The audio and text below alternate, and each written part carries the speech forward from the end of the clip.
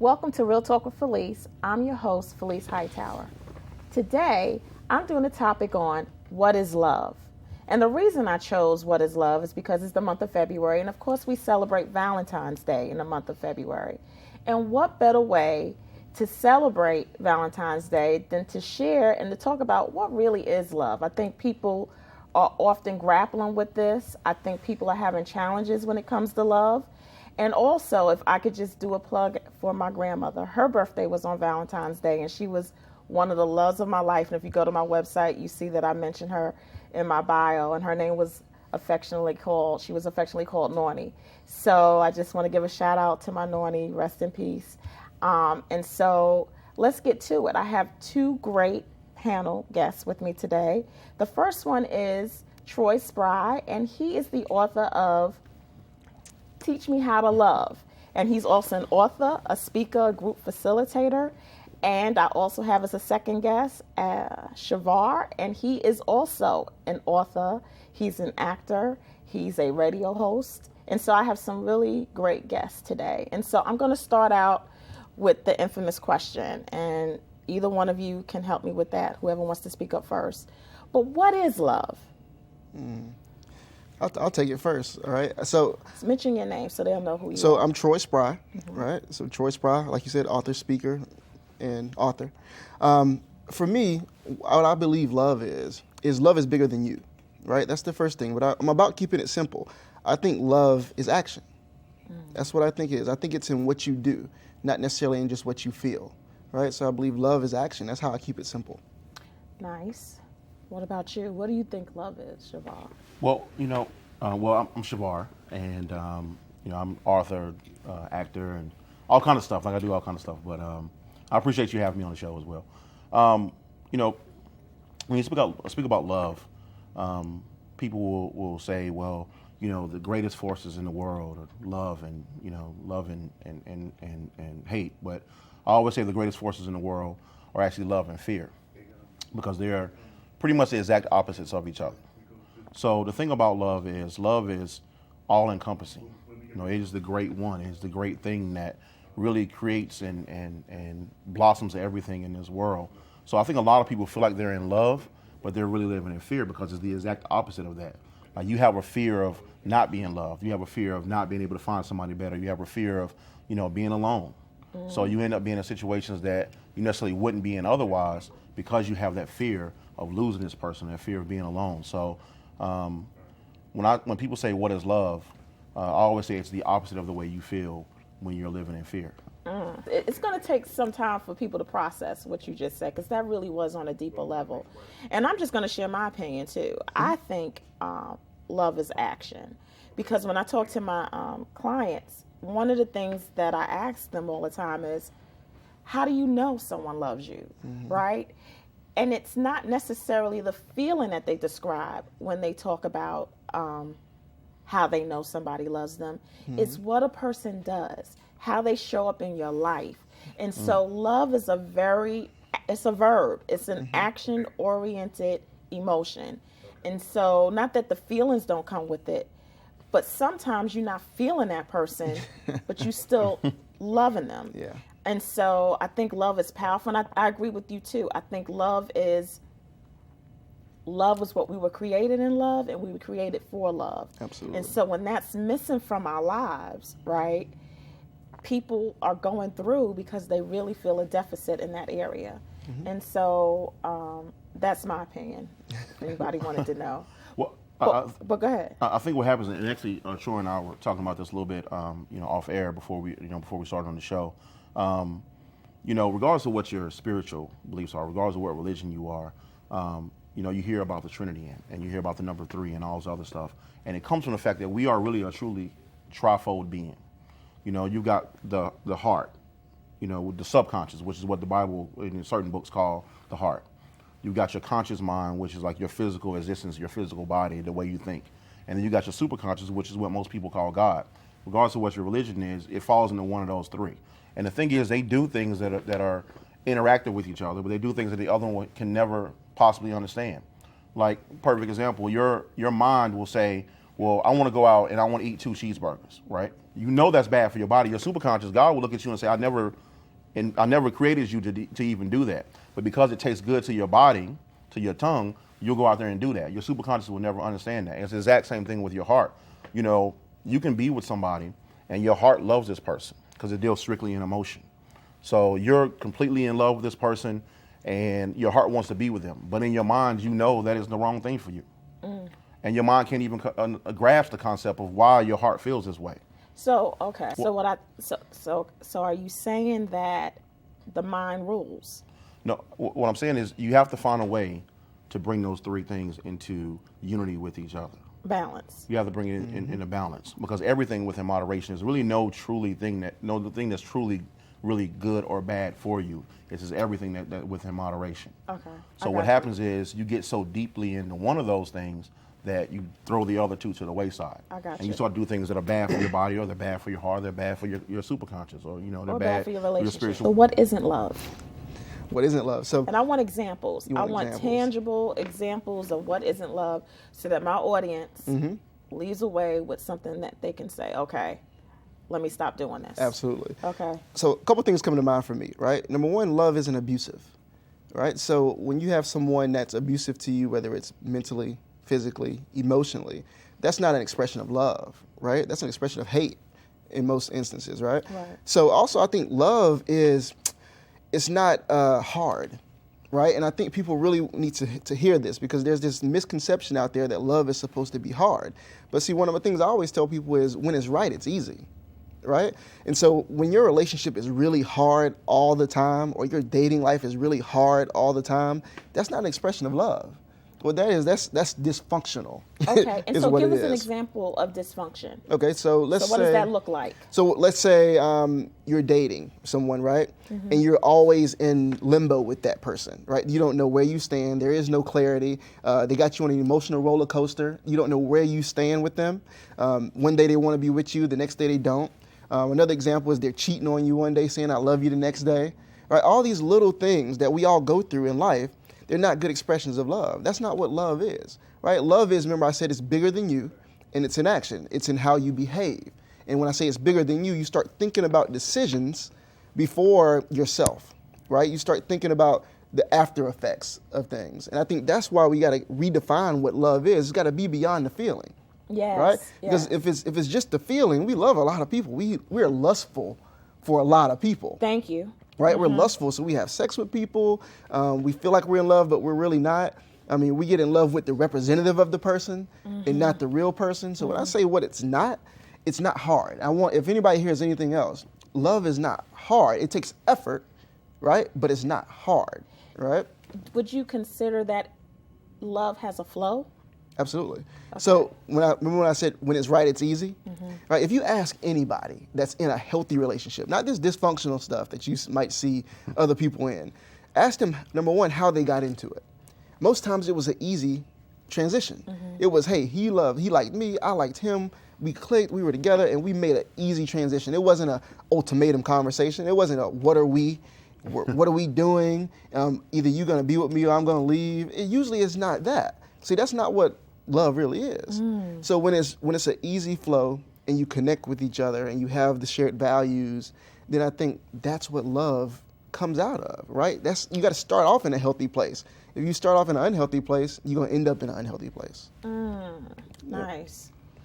Now, and just to kind of piggyback on what he said, or going back to my original statement of, you got love and you got fear. So love really is balance. It's really when you begin to feel that balance, because whenever you're dealing with yourself as a person, as an entity, you start to feel, when you don't feel right, it's because something's off balance with you in the universe. And love is that thing that gives you balance. Like a perfect example is, you have a guy, and he's dating this woman, right? And he's so enamored with her, and he's like, he's in love with her, right? And he'll send her 20 texts a day, say, I love you. To the point where she's like, it's too much. Because it's too much, it's out of balance. Even though I love you, I may feel that way about you, but I don't want you to text me 20 times a day and tell me I love you. So it's like, it's balance. Like, you have to find that balance between the two to really be in love. So a lot of people are doing things that, they feel like this is what you do when you're in love, and that's not really what you do when you're in love. It's all about making that other person feel imbalanced with you. because, you know, you're two different beings and you're on this walk, you're on this journey, you know, through life and, you know, through this space that we're in right now. And both of you have an ideal about what things are supposed to be like, you know, and it doesn't have to be perfect. Like it doesn't have to be perfection. Like, oh, this is my perfect person, you know, but it has to be a way that makes you feel that you're moving towards that perfection. Like it gives you that balance of saying, you know what, everything feels right and love just feels right. People will ask you, well, how did you know you were in love with this person? It just felt right. And that's most people's answer to why do you love this person? It just feels right. And the reason why it just feels right is because it gives you that balance between the love and fear that you're dealing with all the time. Okay. So when you start to feel yourself off balance and you're always dealing with fear, then you'll know that you're not in love. Okay, Absolutely. Nice. I like that. So how can we recognize the real thing? What are the signs? What do we look for? Or should we be looking for it? Should it's just something, like you said, it's so easy that you don't necessarily look for it? But how does someone know that they're in love or that that person really does love them and that they're in that balanced space that you're talking about? I'll let you take this one first. Well, it goes back to that thing of being balanced, right? It's like, you know, when you're a kid, right, and your parents tell you don't touch the hot stove, right? And the reason why your parents tell you don't touch the hot stove is because they know it can hurt you.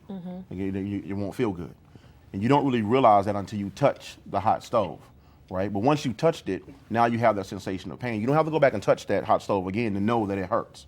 It's the exact same thing with love. It's like sometimes we'll get into situations and you know this didn't make you feel right when you were with this person over here.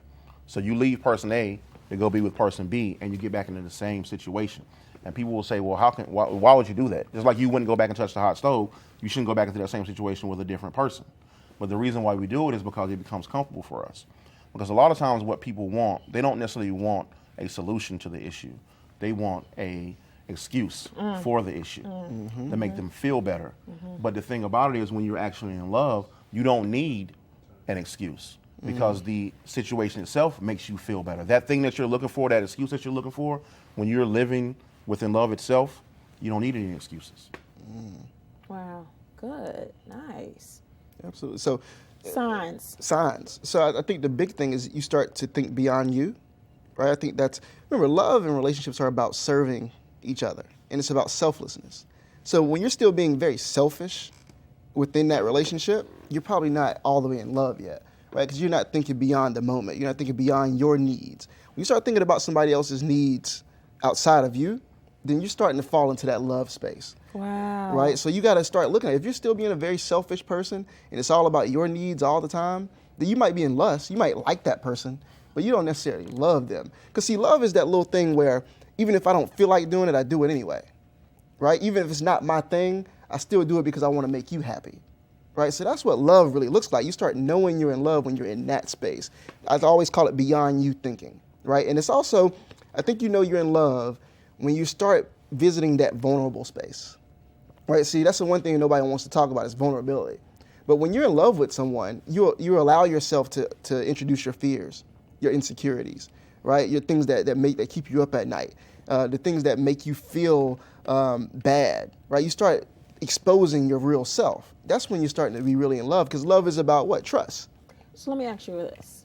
So can you, do you have to operate in all of that? Can you have some selfishness, but you're totally vulnerable? Or you're totally vulnerable, but you haven't got to that beyond you stage? So what does that mean? Does that mean that you're going towards the in love phase or the love phase?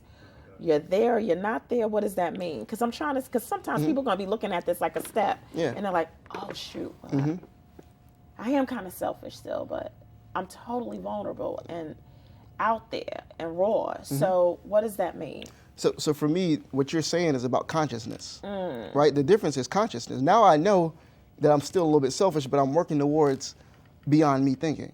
You see what I mean?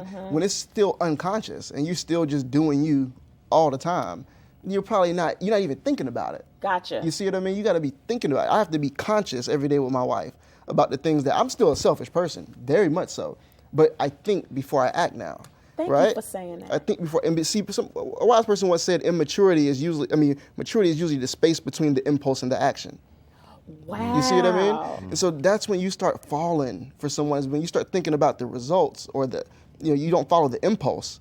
You actually have a space and you think about what you're going to do before the action. Nice. You see what I mean? So hopefully that makes sense. Yeah, that did. And I hope y'all can process that, because sometimes, seriously, y'all, I'm going to have to ask you to break it down a little bit more. Okay? No problem. Because even for me, because, love is a universal topic, and Absolutely. we all want to be there. We do. all we crave it. Striving, craving for that love. And so I'm going to have to process a lot of what you said and go back and probably look at my own DVD and rewind. Awesome. No, seriously. And I really hope that people are catching this and that they're taking notes, because I really think they're going to need to. So what are some of the qualities that we should be looking for in that soulmate, in that love partner? I think a huge issue in itself is the fact that we try to define everything. Like, everything has to have a definition. And the thing about certain concepts is there really is no true definition, right? Like, people will say, well, what is success? If I came in and asked 50 people in a room what success was, then they would give me 50 different answers. But if I ask you what failure was, everybody's going to pretty much give the same answer. In love is the exact same way. Like, if you came and asked 100 people, like, what is love? Like, what is love? They're going to give you a whole bunch of different answers. My answer is going to be different than his. Your answer is going to be different than mine. At the same time, if I said, well, what is not love, right? Everybody's going to give a very similar answer. Is when it doesn't make you feel good. I don't like this, I don't like that. And they're pretty much going to be the same type of things. So I think what happens is we come up with these definitions, or we've been taught these definitions of what love is, what success is, what happiness is, and what all these different things are, when in all actuality, it's your definition of it. It's the things that make you happy. It's all in your perception. That was the one thing I learned when I went into the entertainment business, is perception truly is reality. And if the cameras didn't catch it, then, it never really happened. Like, you hear people that have been in the business a long time say that. But it really starts to become true once you start to realize that you are truly the creator of your reality. So when you say, what is love, and you're trying to find a definition, and you're trying to find this perfect person, it's going to be your perfect person. It's going to be the person that completes you as a person. The things that you're missing in your life, the things that you don't like about who you are, that person is going to be able to complete those things about you, so that you truly can become one. Because that's truly creation, when one and the other one come together and they create one. So I think we need to stop looking for signs or looking for definitions of love and the perfect person, and just accept who we are as a person, and not be afraid and live in fear to show people who we are, because the person who truly loves you is going to be able to accept you for those things. Wow. Okay. And I'm going to see how I can ask you some questions. So what I'm thinking I'm hearing you say is that don't put any walls, boundaries, or definitions around love, where you have to search out who you are, what makes you who you are, and how somebody can join and complement you in that space. And that's your version of love. So you pretty much can create your own definition of love, or I think what happens is a lot of us go out looking for somebody, right? And I've done it myself. Probably the relationship that's meant the most to me. Prior to that relationship, we do all these vision boards and stuff, and I probably described her to a T in my vision board. The thing about it is, we do all this stuff, and we say we want all these things, but the problem that is, you're looking for somebody to love, and you don't even really know who you are at that point. Like, I found out who I was while I was with this person, right? And sometimes when you find out who you are, and you really know who I am, right, you start to realize that what I thought I wanted is not really good for who I am. And until you really can accept who you are, I think a lot of people know who they are, right? But because of societal standards, and because of what you've always been taught, or or fitting in, and everybody wants to be part of the group, that you don't accept who you are. And you never really show who you are as a person. So how can you ever really truly find somebody who's going to complete you if you never really show who you are as a person, because you haven't accepted who you are as a person? I like that. Makes sense. Troy. So what I always say about qualities, because you asked about qualities, right, is instead of us looking for qualities, we have to focus on values, right? Because what keeps a relationship going is the value, shared values, right? But a lot of us don't know what we value because of what you're saying. We haven't taken a step back and said, okay, what do I really value in life, right? So a lot of people have a list of qualities. He got to be 6 foot. He got to have a six pack. He got to make 6 figures. I always call them the sixes, right? It's all these sixes you got going on. But what do you really value, right? So, Name some values. So a value is something like integrity.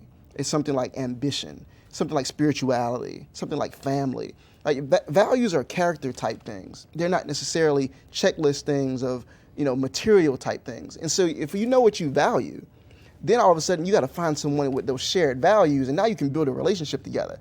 For example, you value spirituality. I don't. How are we going to build a family together? Right? How are we going to build a relationship together? But you see people do it all the time, right? You see people do it all the time. You value honesty, integrity, but I lie all the time.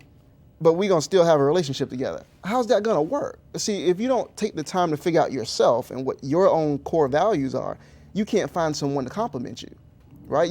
That's how you end up on the hamster wheel of relationship, right? You just out there, you throwing darts, hoping something sticks, right? Because you don't know who you truly are, right. And you haven't accepted who you truly are. When you get in that space where you know who you are and what you value, then it's easy to have a roadmap through finding a mate, right? So that's what we're all kind of looking for, but we overthink it sometimes. You see, and that's what I think you're talking about. We overthink Absolutely. it. If you have the roadmap of values, then that guides your behavior. And you can also identify someone and say, okay, are they representing those values? So let me ask you a question that's off what I gave you. No problem. Do you think people out here today have that sense of value anymore? And and the reason I'm asking that question is because I think no. I don't think people have a value system like we used to. I think it's, if it feels good, do it. So they don't know that maybe respect is huge for them, or the honesty, or the integrity, because the integrity can be grayed out because I didn't hurt them.